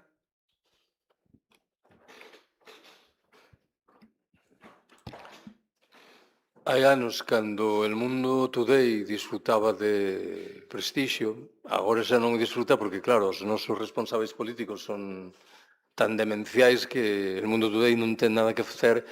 Lembro que apareceu unha das súas mensaxes que decía Pedro Sánchez se desmorona e confiesa que es un actor. Creo que isto revela a miña percepción do personaxe e, por extensión, do sistema que encabeza. Creo que quen vivimos aquí sabemos cal é o alcance de Pedro Sánchez. E o feito de que a derechona carregue unha e outra vez contra el non obriga a modificar o noso criterio básico. Pedro Sánchez se enfrentou nas últimas semanas ao abrigo da guerra de Irán con Trump como podía non terse enfrentado. De feito, cando a OTAN pediu enviar unha fragata a Chipre, non dubidou en facelo. Isto quere dicer que a súa vontade de ruptura é moi limitada. Volto a El Mundo Today. Claro, hai unhas semanas Trump afirmou que Estados Unidos sopesaba o horizonte de abandonar a OTAN. pode facer en el Mundo Today ante unha declaración como esa, non? O escritor de ciencia ficción máis imaginativo non podería chegar a semellante horizonte mental. O Estado español está inmerso, inserido nun xogo marcado indelebelmente dunha banda pola Unión Europea e doutra pola OTAN, e na rebotica unha dependencia con respecto a Estados Unidos. Non sei se sabes que hai 3 semanas o Centre de Las, que é o pioneiro hoxe dos estudos pola paz no Estado español, chegou á conclusión de que o Estado español seguiu a vender armas ao Estado de Israel durante todos estes meses. Isto obriga a formular unha pregunta central sobre a nosa ingenuidade, non? Seguimos pensando que cando un gobernante afirma que se tomou unha decisión, está dicindo a verdade. Eu empecé a sospeitar que cando Sánchez aparentemente exixiu que Estados Unidos non utilizase a base de Morón e a derrota para operacións militares no Irán, esa era unha medida firme que Estados Unidos acataban, mas teño as miñas dúbidas.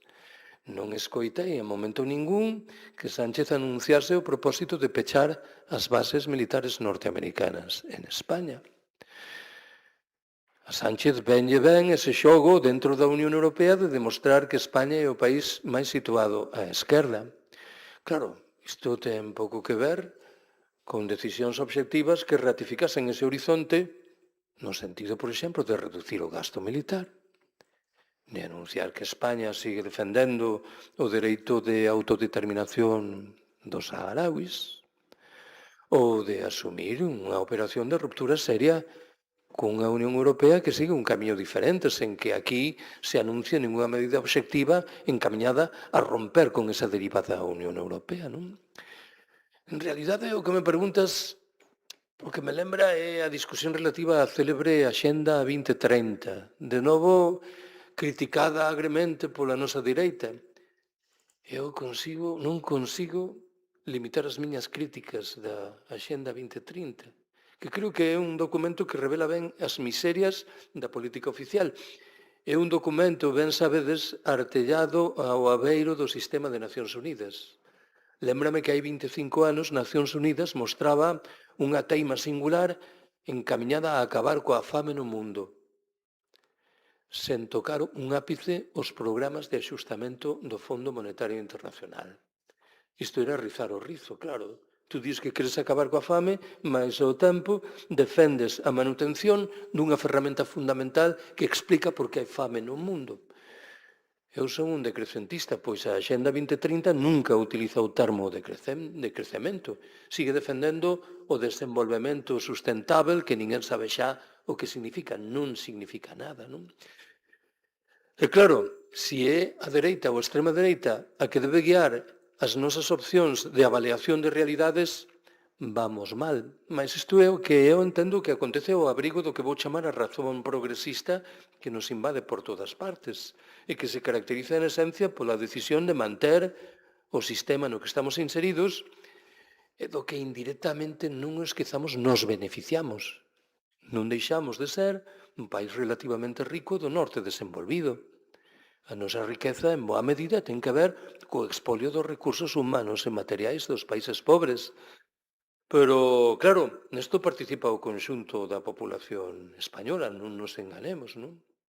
Esa actitude que se revelaba a través dunha declaración que eu identifiquei moitas veces nos beizos de José María Aznar. Aznar gostaba de decir: mi gran proyecto consiste en colocar a España en plenitud en el club de los países más ricos. Ollo coa frase, que parece inocua, porque forma parte do acervo común dos políticos. Eu glosaba esa frase dicindo: imaginade que eu abandono o Pazo de Raxoi e encontro un compañeiro de colexio o que hai 40 anos que non vexo. Mantemos a conversa perceptiva e eu perguntelle: e ti que faz? En que traballas? Dice: eu estou tentando converterme nun dos homes máis ricos do mundo. Eu pensaría que estaba diante dun imbécil. O problema da frase de Aznar é que varios anos despois escoitei literalmente a mesma frase nos beizos de José Luis Rodríguez Zapatero.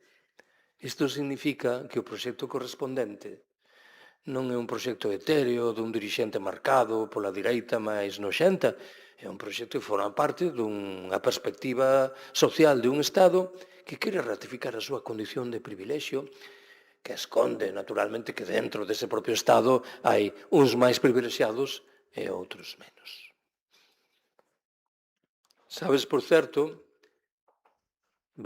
disculpad, que un estudo recente conclúe que os salarios reais en España nos últimos 30 anos creceran un 5%.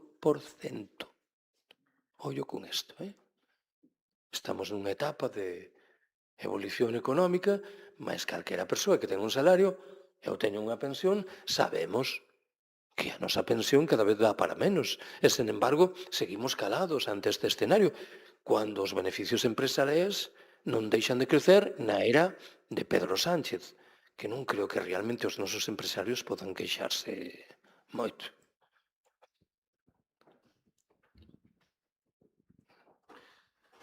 Moitas grazas polo conversatorio, polo análise.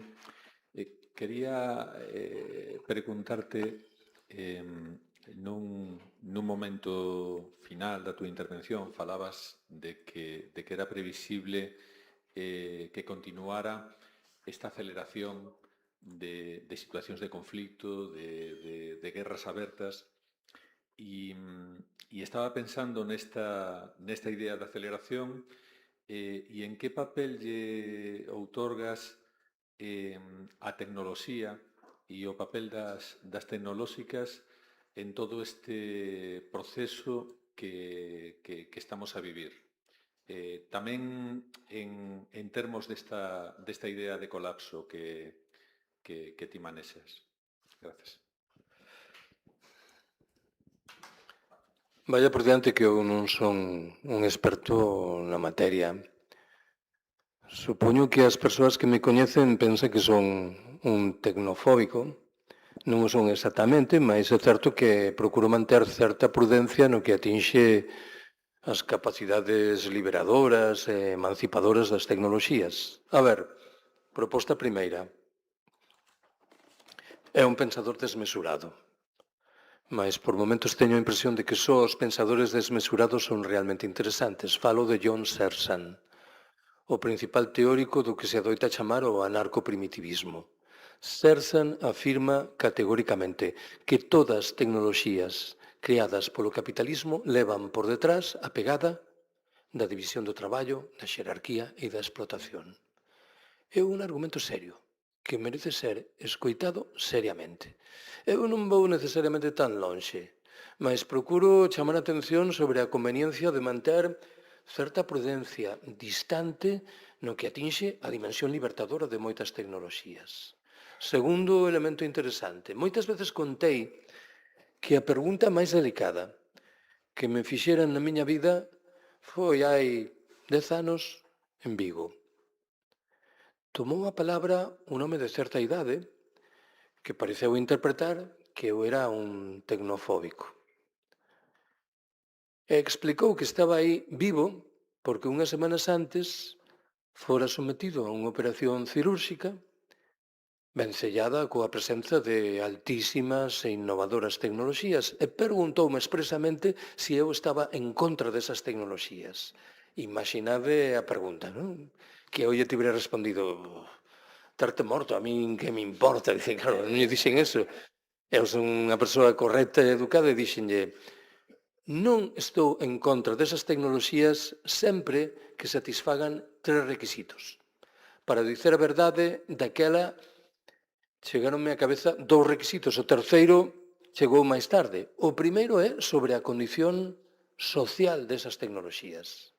Non vai a ser que beneficien o 5% da populación planetaria. Nese caso teremos un problema obvio, e isto acontece con moita frecuencia.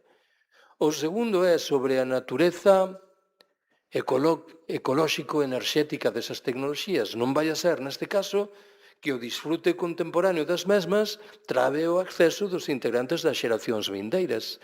E o terceiro, O que me veu á cabeza despois era sobre a natureza política desas tecnoloxías. Non vai a ser que o seu desenvolvemento reclame estructuras verticais, nada democráticas, fora de control popular, que é o que entendo eu que acontece, por exemplo, e sen ir máis lonxe coa enerxía nuclear. Si a tecnoloxía en cuestión satisfai estes tres obxectivos, eu non teño nada maior que opor. Tú sabes que en principios do século XIX, en Inglaterra houve un activo movimento, os luditas, que se dedicou a destruir as maquinarias que introducía a primeira revolución industrial. Que chamativo é que os luditas escoitaban literalmente o mesmo que escoitamos agora. Os empresarios din, grazas a estas tecnoloxías, por exemplo, a inteligencia artificial, ides traballar moitas menos horas e vamos multiplicar os bens ao voso servizo. 2 séculos despois sabemos que non foi iso o que aconteceu. En fin, fixeches unha observación que me pareceu moi axoitada. Como valorizamos o das tecnoloxías ao abrigo do colapso? Por qué? Porque parece que damos por descontado que as tecnoloxías que están hoxe ao noso dispor van seguir estando. E eu teño que partir da presunción de que moitas delas van faltar, entre outras razóns, porque vai faltar a enerxía que vai permitir polas en funcionamento. Eu dixen moitas veces nos últimos anos que temos que facer un esforzo para pormos de cando en vez os óculos as gafas do colapso e considerar que efeitos pode ter o fenómeno en termos da nosa vida cotidiana ou en termos das grandes tesituras planetarias. E o exemplo que propoño ao respecto é, por certo, un exemplo galego. Desde que eu era un adolescente escoitei que a grande traxedia da vida económica galega, e nomeadamente da vida económica rural, era, como non, o minifundio. O feito de que a propiedade da terra este tan esnaquizada, que as explotacións son tan pequenas que non dan para viver. Vaya por onde, no escenario do colapso, o minifundio pode debir unha xenuína benzón de Deus. Por qué? Porque é a antítese do monocultivo. Quen ten unha leira, coloca aí patacas, grelos, naviza, repolo, tomate. Hai 3 ou 4 anos apresentei en Jaén un dos meus libros intitulado Iberia vaciada. E perguntei aos meus amigos e amigas jienenses que ían comer no escenario do colapso. Aceitonas.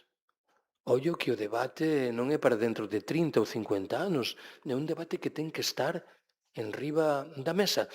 Este designio de adiantarnos por unha vez ao tempo e de pensar que o que pode acontecernos e prepararnos falta na nosa reflexión xeral. Moitas veces contei, ou se podía telo feito, que hai un cuartel de século foi rodado nos Estados Unidos un filme que tiña como argumento xeral que Albania lle declaraba guerra aos Estados Unidos.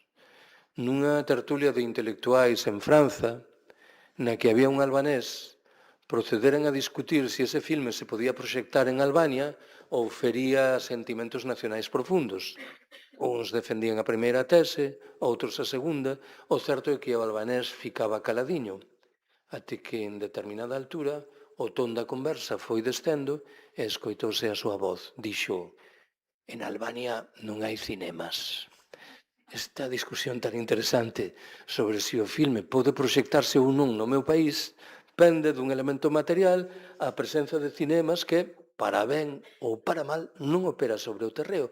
Eu teño a impresión de que nos próximos anos vamos ter que repetir moitas veces que en Albania non hai cinemas.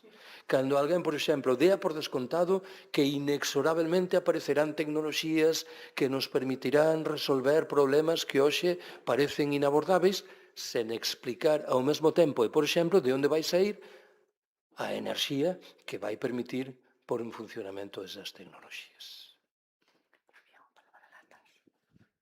Alguén pedirá a palabra aí atrás, non?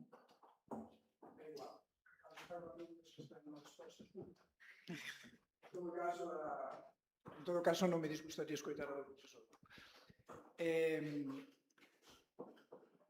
Cando se discute da guerra, en clave xeopolítica, eu sempre percibo un enfoque maioritariamente economicista, no sentido da industria bélica, armamentística, no sentido dos recursos, minerais, enerxéticos, etc. Pero a min interesa máis a ideolóxica, a cultural. Eu vi outro día un reel do expresidente Aznar, non? Facendo bandeirado, como eu percibín en el unha bandeirado dos cruzados, que gracias a Israel non nos invaden os árabes. Eu sigo, bueno, isto en concreto, pero é máis global. Eu percibo aquí en Occidente unha rusofobia, islamofobia, etnocentrismo, en definitiva. Ata que punto xustifica o noso etnocentrismo e supremacismo a guerra? Boa pregunta. O primeiro que debo propor é que sospeito que por trás dese supremacismo ou dese etnocentrismo hai tamén tramas económicas de defensa de determinados privilexios. Isto é evidente, non? De tal forma que a consideración deste factor non invita a acantoar os outros. Pero leva razón que moitas veces os axentes políticos funcionan con certo grao de autonomía con respecto aos datos máis materiais. O que acontece é que a miña capacidade de mergullar neste terreno é limitada. Claro, cando Aznar di Israel é o noso xendarme regional de tal xeito que temos que apoiar o que fai, iso carreta, en último termo, a defensa de determinados intereses de carácter xeoeconómico e xeoestratégico de novo. Mas admito, certamente, que cando un discute con determinadas persoas, no seu caso, singularizado, e importa subliñar isto de singularizado, hai unha dimensión claramente ideolóxica que revela pouca conciencia e admito que, en último termo, pouca vontade de defender estritos intereses económicos, rancios intereses económicos, non?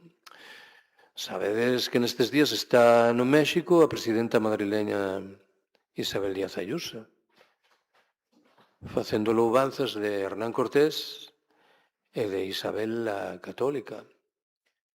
Claro, de novo, teño que recuncar no argumento, sería inxenuo pensar que o que hai por trás é simplemente unha trama nacionalitaria sin intereses económicos de fundo, por exemplo, de preservación dunha relación de privilexio de carácter colonial en relación con uns ou outros países. Mas estou de novo disposto a aceitar que na cabeza desta muller, se hai algo, non estou afirmando palmariamente que o hai, o pulo ideolóxico impera claramente por riba dos demais, non? E debo confesar, a coa tua pregunta, que ese tipo de persoas me provocan certo fascinio, non? Se cadra porque son persoas de outro mundo, non? Cando tal vez a xente se apuntaba ás cruzadas de verdade, as do século XI ou XII, en virtude dun impulso fundamentalmente relixioso, detrás do que non era tan sinxelo identificar unha trama de intereses económicos. Pero isto, claro, foi recuando co pasar do tempo. O individualismo liberal extremo que existimos, o que revela son os intereses máis mesquiños, que ás veces se cobren con argumentos de carácter ideolóxico.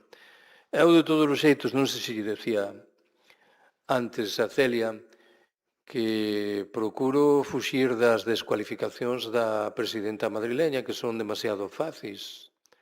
A ver, si tivechedes un compañeiro de escola que era imbécil, ignorante, e estaba sometido a manipulación externa, o último que podíades facer era rirvos del, non? Supoño que un exercicio elemental de piedade, de comiseración, sería apoialo, pois é o que fago coa presidenta madrileña. Temos tempo para unha última pregunta, se alguén... Sí, vale.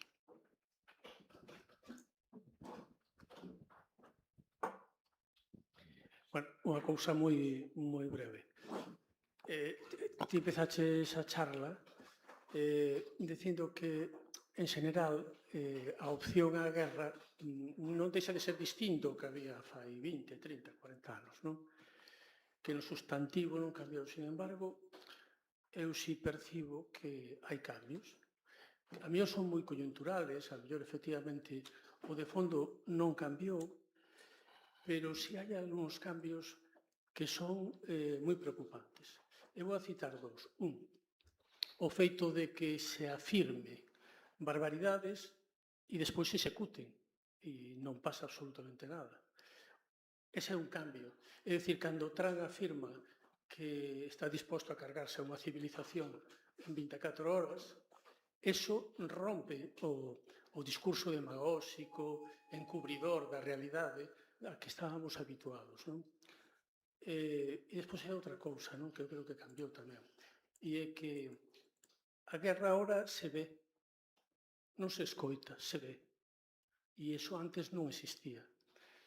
E estas dúas cousas me fan reflexionar sobre outra cuestión que para mí me produce unha gran inquietude, eu vos digo sinceramente, e é como o corpo social, a sociedade da Europa Central, asimilamos eso dunha forma que me parece terrible, realmente terrible, non? Eso me fai reflexionar sobre as reglas nas que vivimos, non? E como esas reglas se volven en contra de nós mesmos, non? Entón, claro, a min o que me produce todo isto me enfrenta a mí mesmo, non? En certo sentido, non? Dicir, bueno, vivo nunha sociedade insensible, nun individualismo moi arraigado e donde as persoas non somos conscientes do sufrimento de outras persoas, non? Entón, eu creo que isto realmente nos enfrenta a nós mesmos, non? O que está ocurrindo nos está enfrentando a nós mesmos. E nada, eso era o que quería comentar. Tens razón. A ver, o primeiro elemento de mudanza é innegable. Creo que o mencionei, este tipo de ousadía verbal de Trump. Vou converter a faixa de Gaza nunha riviera para turistas ricos. Isto é inédito que se diga. Non que se faga, pero que se diga.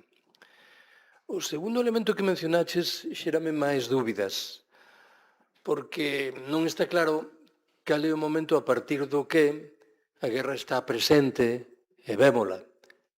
Eu interpreto que hai 40 anos isto xa acontecía. De tal xeito que non sei se identificar este fenómeno coas novidades reais ou presumíveis que acompañan a figura de Trump non é completamente afortunado, non? Mesmo así, probablemente un sinal dos tempos é, en efeito, que a guerra se exhibe con toda a súa crueza.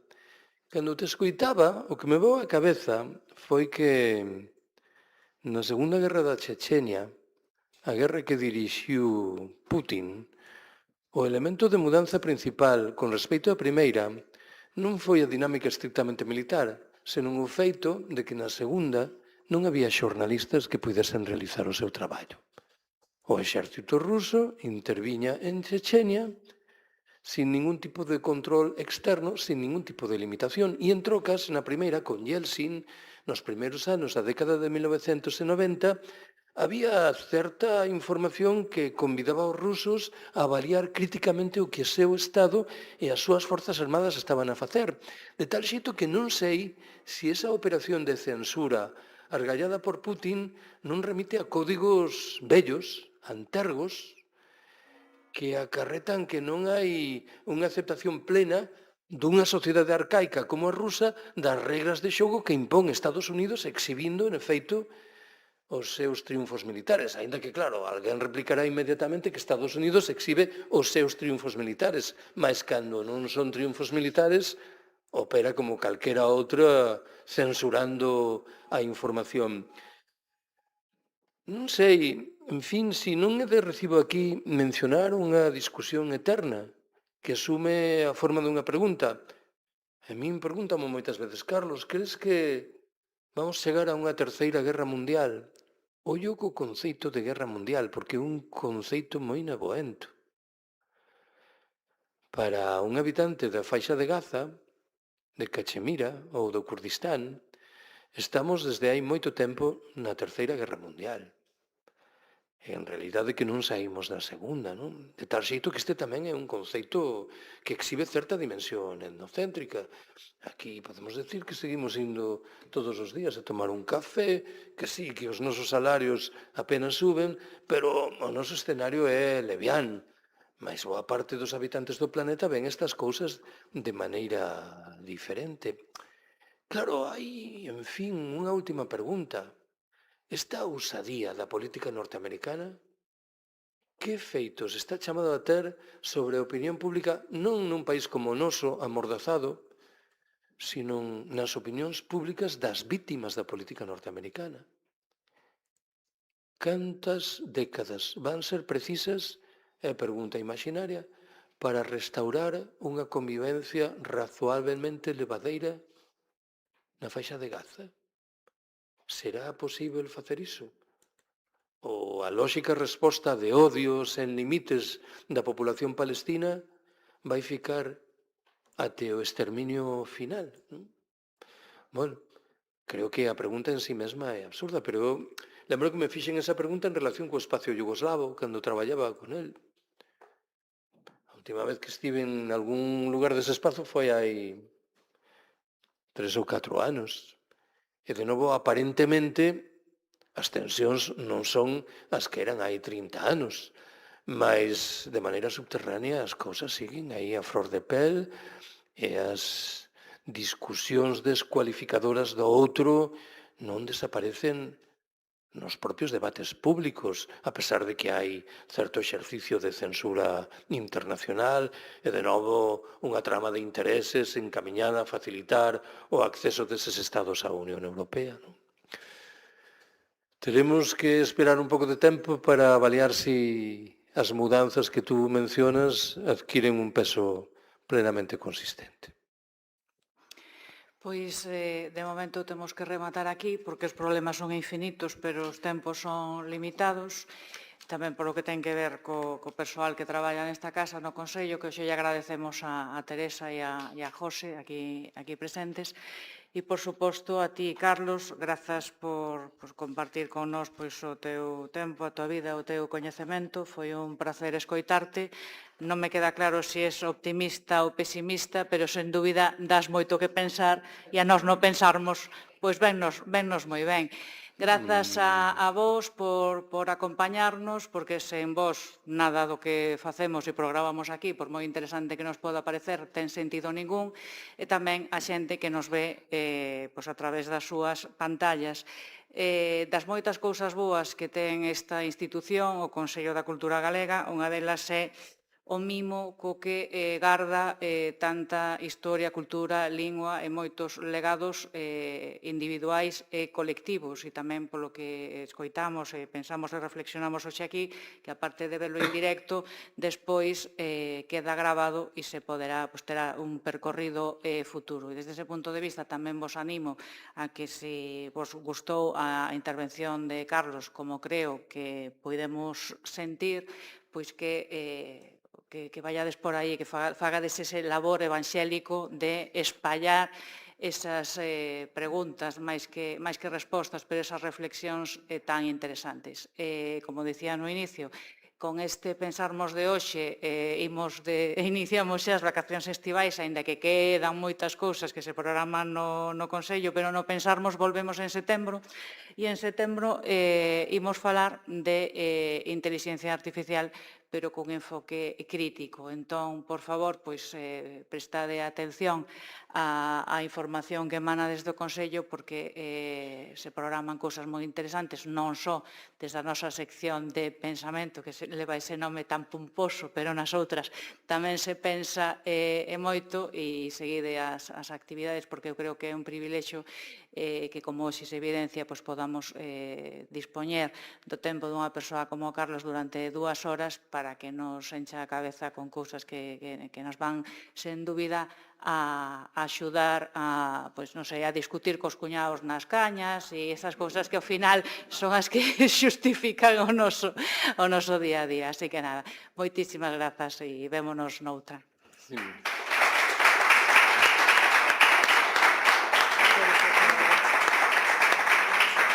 me permitides unha cuña publicitaria, mañán ás 6 estarei na Xentalla do Pichel presentando o meu último libro en español sobre a confrontación entre Bakunin e Marx. Estades convidadas todas.